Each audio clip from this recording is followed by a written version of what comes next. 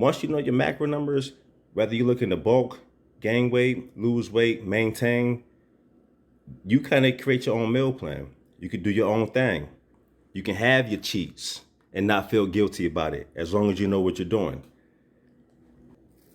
See, I like to add mushrooms and different things. This super blend here, Brussels sprouts, cabbage. I can't even pronounce that, but I know it's good. Broccoli, carrots, kale. Be creative with your meal planning.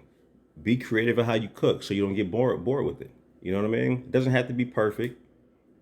It just has to be what fits you.